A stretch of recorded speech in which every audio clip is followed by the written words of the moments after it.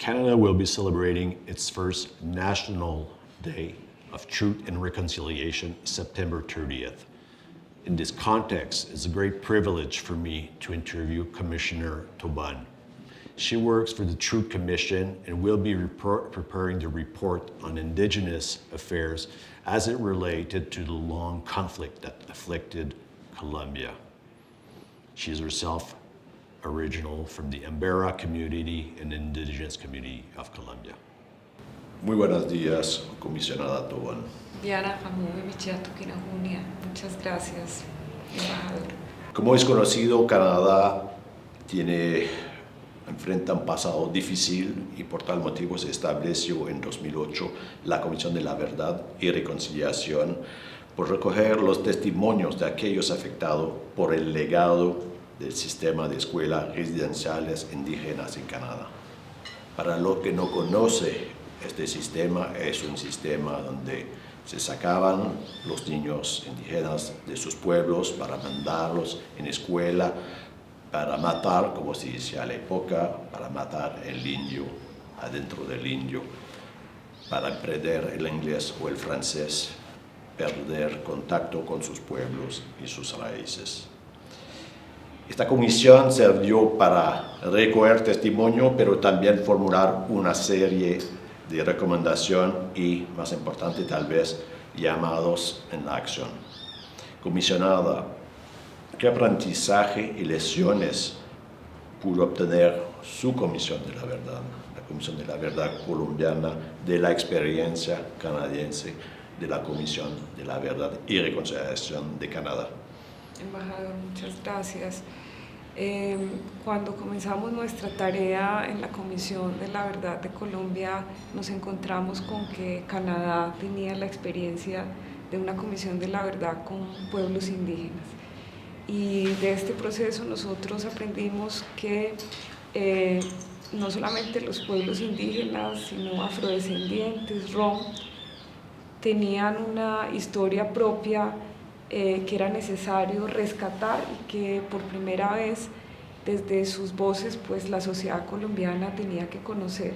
Gran parte de lo que vimos que existe en el informe de la Comisión de la Verdad de Canadá nos sirvió también para reconocer la necesidad de la creación de un capítulo étnico desde las voces y la experiencia de los pueblos indígenas y pueblos étnicos de Colombia.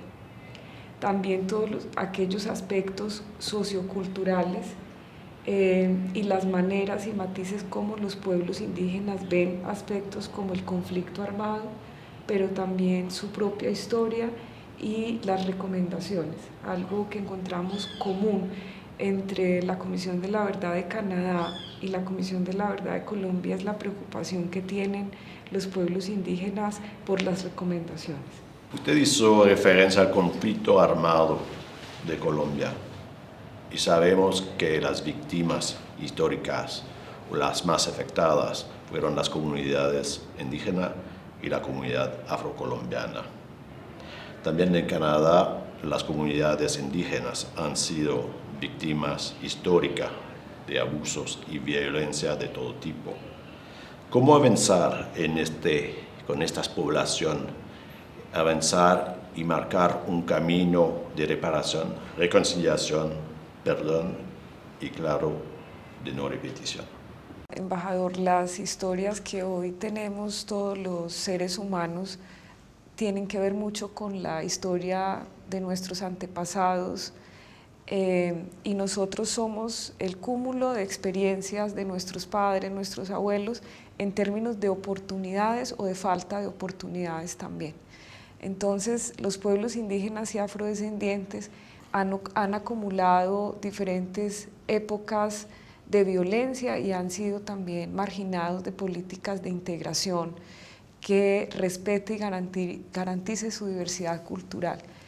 Eso es producto de la historia colonial, eso es producto también de cómo se dio ese pasado y cómo muchas doctrinas, como se miró a los pueblos indígenas y africanos, son también consecuencia hoy de esa desigualdad que se ha naturalizado en muchas sociedades. Entonces, creo que hoy más que nunca somos conscientes de que estamos llamados a transformar y a cambiar la realidad que tenemos hoy como culturas modernas, como culturas que tienen muchos paradigmas que superar, entre ellos en mejorar y transformar aquellas prácticas que heredamos del trato colonial hacia las poblaciones indígenas, afrodescendientes, y también en fortalecer y transformar aquellas realidades que hacen que naturalicemos ciertas violencias hacia esos pueblos y comunidades.